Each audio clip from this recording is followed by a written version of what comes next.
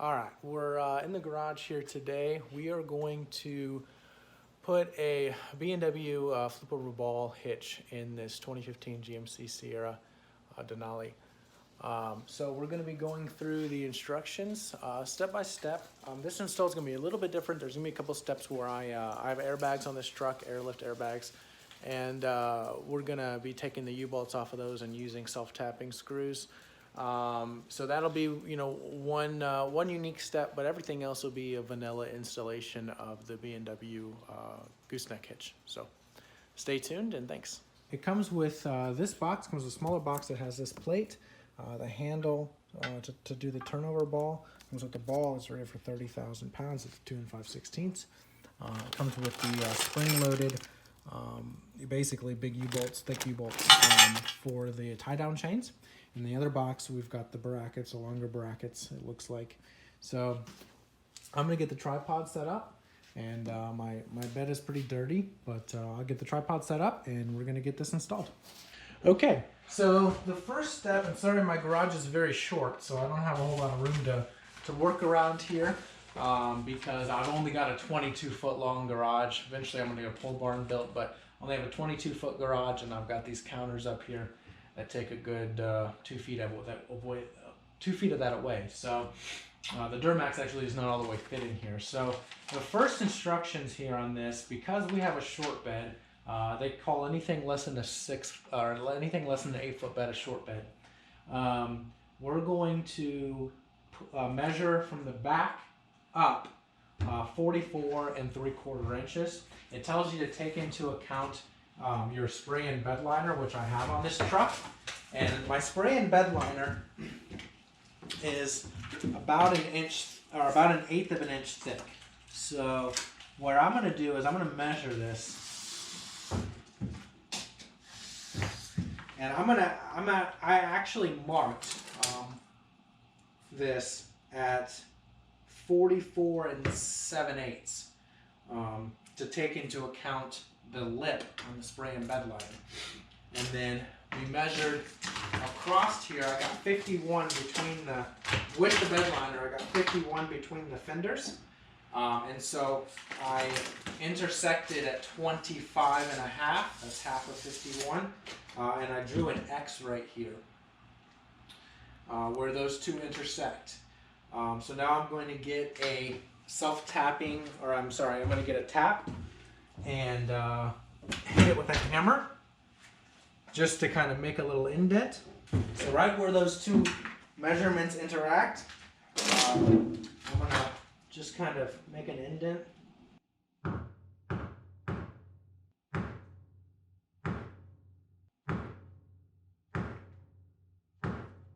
And then we're going to get our drill out. So I went to my local Ace Hardware. Ace Hardware is usually pretty expensive, but I went to my local Ace Hardware. The arbor and the 4-inch hole saw, they were about $19 each, which I did not think was too bad. So it locks in there. I thought that was a pretty good deal.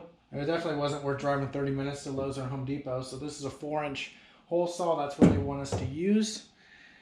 And in this drawer here should be my good drill. And it's a little nippy out today. Luckily the garage keeps us out of the wind. However, it's still kind of chilly. If someone's tuning in from up north, you'll be laughing. It's like 45 today, and it's, to us down here in Virginia, it's getting cold. To people up north, I used to live in Illinois. To people up north, it's cold. We're gonna drill that right on that intersect. I'm gonna grab the extension cord off of the heater we're not using. I'm gonna start the drill bit, and then I'm gonna go get a small board to use as a guide. I want to get the drill bit started on this.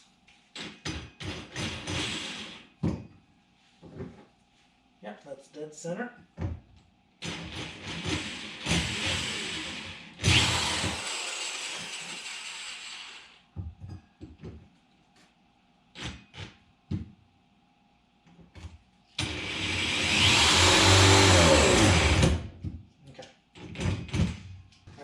hole started on that bed.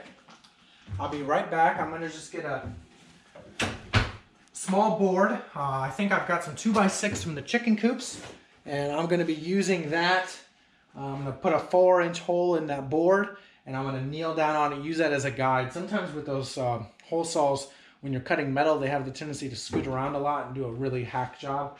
So I'm gonna go get a 2x6, which I think we'll be able to just barely put the 4-inch hole in, which we will, as long as I can find that. And then we'll use that as a guide. So I'll be right back. Okay, so I've got a 2x6 here. I am going to drill the middle of this.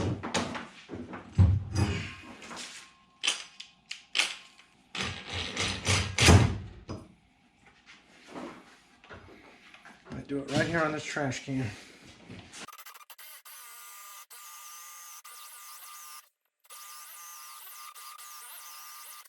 Okay, through that. It's a little hot, but not too bad. So you'll see what we did here is I put a 4-inch hole in this. My idea is I'm going to set that over my drill bit centered, and then I'm going to use that to kind of keep it from hopping around. So that's right in my hole.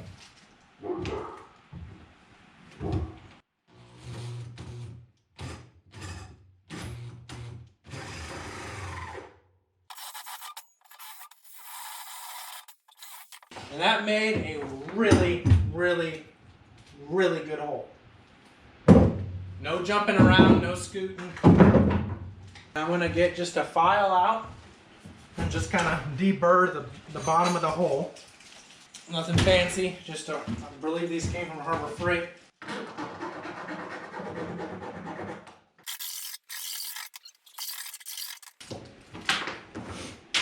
Okay, I'll show you what I got here.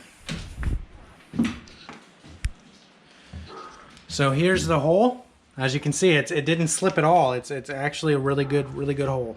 Okay, looks like the majority of what we do next is going to be under the truck. So I'm going to reposition the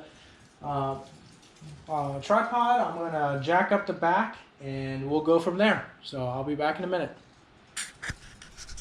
I don't know if you can see here, but here's my airbag assembly.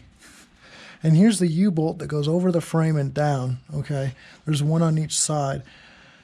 You use those U-bolts when you don't have a gooseneck. So when I installed these, I did not have a gooseneck. So there is a hole right here in the middle where my middle finger is. There's a 3/8 hole there. What I want to be doing is I kept all the hardware from my airlift installation, and it comes with self-tapping bolts. So I'm going to drill a 5/16 hole in that one, and then on the other side of this, the same spot. And I'm going to go over to the passenger side. I'm going to do the same thing. So I'm going to drill those out. And then I'm going to put the self-tapping screws in. Then I'll take the U-bolts off. That'll keep the U-bolts out of my way for the gooseneck installation. So here is my drill bit. I just got to get on forward speed. And I don't like that because I'm not straight. I'm just not straight on this. Let me just take a little look.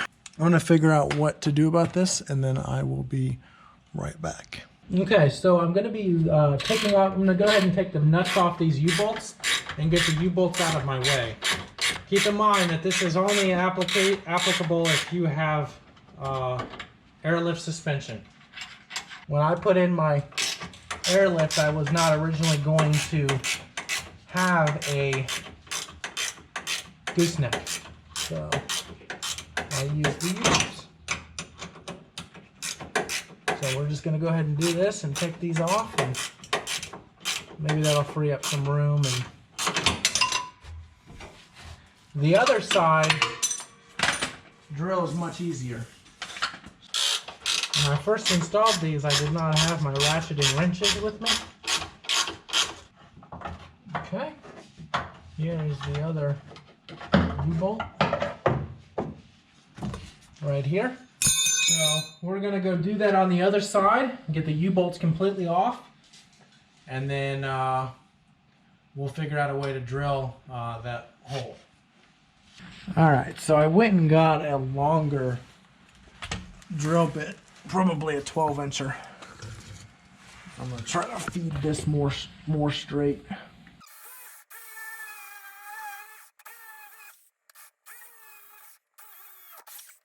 So that's one's done. I'm gonna do the other side.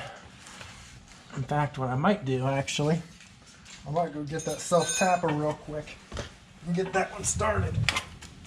So these are the self-tapping screws, if you can see them. They get little self-tapping bolts. But that's what they look like. And like I said, these came with the airlift. I just didn't use them because I didn't need them, because of the fact that I was able to use the U-bolts. But now with a gooseneck, you can't use the U-bolts. So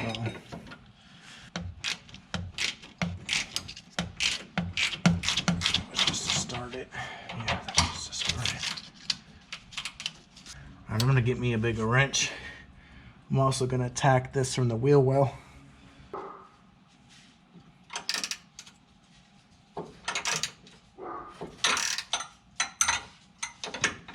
Get the point. I'm gonna drill the back side, drill the other side, and then I'll be back with you.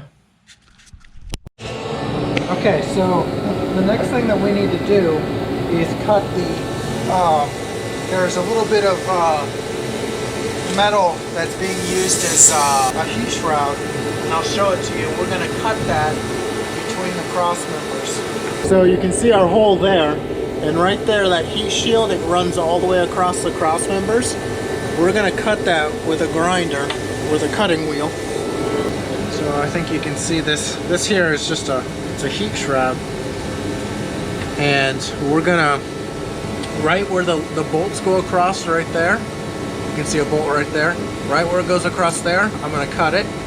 And then right where they go across right here, I'm gonna cut it. And I'm gonna take that whole piece out. That'll allow our fifth wheel hitch to go in this area here.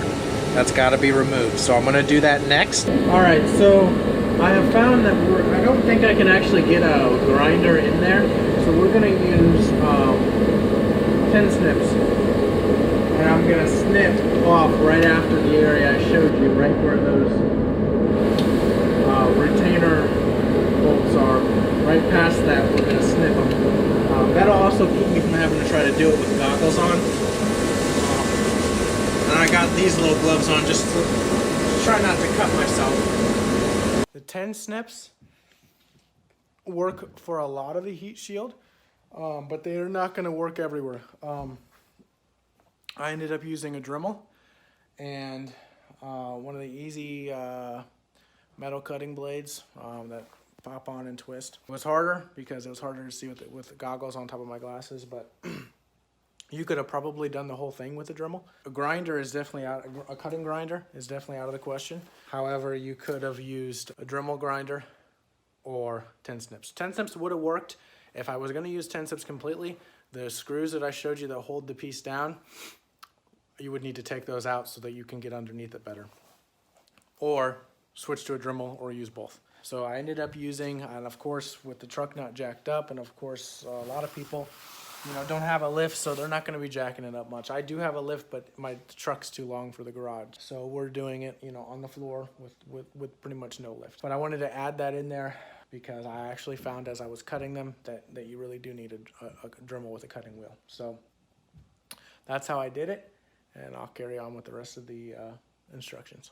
I ended up having to take the donut, the spare tire, whatever you call it. I know it's not a real donut, but I ended up taking that off, which I will show you. Here you can see the donut's lowered. I didn't mess around with taking it off the donut. I just lowered it.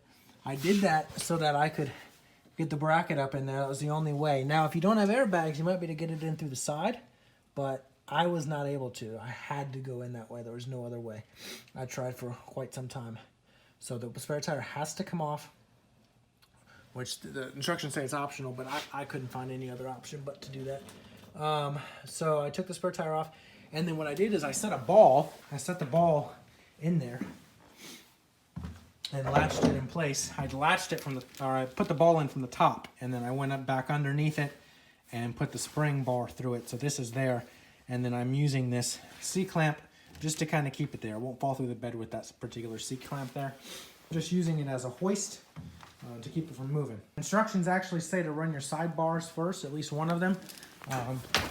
I wanted that in there so that if I needed help, I could get help while I had it. So I'm gonna, since that's in there now, I'm gonna go ahead and put the donut up. I think the rest I can do without the donut in the way. But I will keep you guys posted.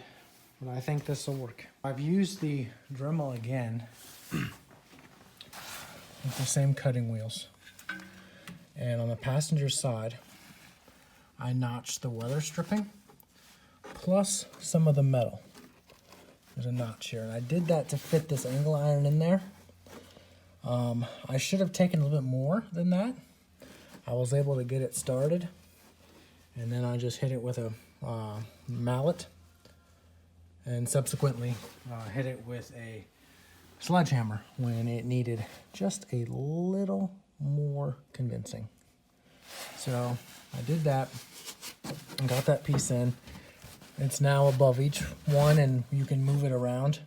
It's only getting it in there. Once it's in between the frame rails, you can manipulate it a lot more.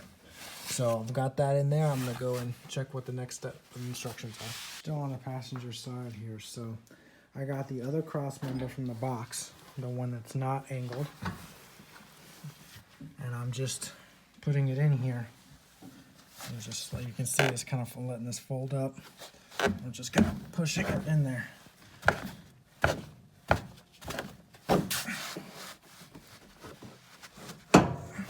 And that should be behind there. You're gonna go in front of that frame, I believe. So that should be behind the centerpiece. So now we should have the angle iron forward and the piece we just put in backwards of the center. So it should be the way it goes. Check the instructions and then probably end up manipulating from the bottom. In order to keep the center gooseneck assembly there, I used a 4x4 and a floor jack up on the bottom of that plate to kind of prop it up. Another thing you could do if you had an engine hoist, I have one, but I didn't use it because I was afraid that the legs would be in my way too much of me being under there. But you could also hook a chain on there and lift up. I tried to have someone pull up on that, but they just didn't have the endurance. It's a heavy part, and so floor jack and a 4x4 or some other sort of board will probably work best. So what I was doing is I lifted that up, and then once I lifted that up, I started putting the bolts in. And I've got 2 more to do, but that'll help you line up. This is the most pain in the butt part, is getting the holes to line up on the the front and the rear cross members. Getting those put in and lined up with the center unit is probably taking me an hour and a half or so. So that's definitely the longest part of the job so far. I think once I have that done, it'll be pretty much clean sailing. Okay, so they came with these guide pins that you put these 5/8 bolts in, and then you got to pry up the pieces to lock them in. And what those do here is, in these round holes here, they feed through. Voila. Gives you your bolt.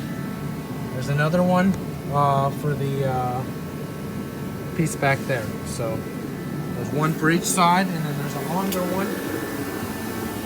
The longer one that I'm still working on prepping. See, I got the short ones in. They go right in there, just like that. We got the side plates in. The one that talks about the lever is the driver's side. Just a quick way to tell which one it is without having to try to line them up. Then there's a plate here and a plate here that connects to the frame rails. I don't know if you can see that or not. So the next thing we're going to do is we're going to torque down the center piece, those 4 bolts we did in the centers, and then once we're completely done, we'll come back and we'll torque these. That's the tightening order of operations. Something happened with this The threads were messed up. I probably messed them up. I probably accidentally got it started crooked. And I had to use a die tap, to clean out this hole. But it's okay now. It's just this bolt started going crooked, so I must have got the threads messed up. But they're fixed now and the bolt's back in. That took me some extra time. Hey, good pointer. If you ever are working with a tap, screw it in and then screw it all the way out. Screw it in, screw it all the way out. Screw it in, all the way out. Don't try to do too many new turns without screwing it out. It's a good way to break the tap. Also, use WD-40 or another lubricating oil, and try to blow out your hole with compressed air. So that'll keep you from breaking off the tap inside. So just some good pointers. Hey, it happens.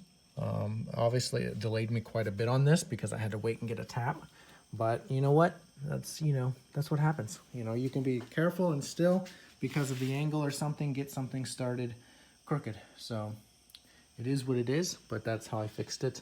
And this bolt's hand tight in there, and it's holding tightness, so we're good there. So I'm just gonna go and tighten up all the center pieces, and then I'll come back and tighten up those. We've got the bolts for the center unit all torqued down. There's 4 on each side. I've torqued down the sides, and I've torqued down the other side bracket. Side brackets are 150 foot-pounds. Well, basically anything that's a 5/8 bolt, which is the side brackets only, is 150 foot-pounds. Everything else 110 foot-pounds. So I've got that torqued down, and we're pretty much ready to roll. The next thing we're gonna do is drill the holes for the hooks that are gonna be in here. Right there and there, and there and there. We'll drill those hooks from the underside with, I believe, a 1/2-inch bolt or 1/2-inch drill bit. And then we'll put the bolts in, the hook bolts in, and then we'll be good to go for the most part. Okay, and then we've got these hooks installed. So the way, there's a spring on the bottom side and a nut. And so the way I've done these is, this one I was able to use a long, smaller drill bit, the 5/16 I use for my airbags. And I drilled a hole in the center. And then I came up here and I drilled the 1/2 inch from up here. On that one, the exhaust was in the way. I didn't want to move the exhaust. I used the same 5/16 drill bit. And I ended up drilling wherever I could get it. It kept sliding around because I couldn't find a punch. But it ended up going in the top left corner of both. And then I came up here and re-drilled a small 5/16 hole dead center. And then did the 1/2 inch down from here. So it worked out okay, worked out real nice. That goes through the plate, and then there's a nut on both sides and a spring. And that way they stay down. So pretty good setup. I'm actually gotta go pick up my trailer. So we'll have to conclude that here. And once I haul with it and hook it up with the trailer, I'll probably add another video in. All right, we're rocking and rolling. Got the 5th wheel in, plus the hooks on each side, all torqued down. Gotta go hook up my bumper pole and take it to the dealership. I got my cash, wallet, and gotta go pick up this other trailer. Okay, here is our Gooseneck trailer on our freshly mounted B&W turnover Gooseneck hitch. So it was not that hard of an installation. I would say that if I didn't run into the problems with having to change the way my airbags are mounted, because I had previously installed those and didn't have a gooseneck. If I didn't have that to deal with, and if I didn't have that one hole that got started to get stripped that I had to tap, I would say I probably could have installed this in 8 hours. I would say it probably took me 10 to 12, but I would say that you can definitely do it in 8 hours without having to feel rushed. And of course I stopped to go to Ace a couple times for some miscellaneous things. So 8 hours would be a good number. Plan to spend an entire day installing this hitch, I would say. You could probably do it faster. I did not have a lift, so everything was on the ground. If you have a lift, you're gonna be doing it a lot faster. But if you're doing it poor man way, as many would call it, which is laying on the concrete floor and with an occasional floor jack, then it's gonna take you some time. So I'd budget 8 hours for it. But it was not hard to install. The instructions were very laid out well, and I think this will make a world of difference in towing. So definitely like and subscribe, and we'll keep bringing more videos of things we do around the farm. Thanks.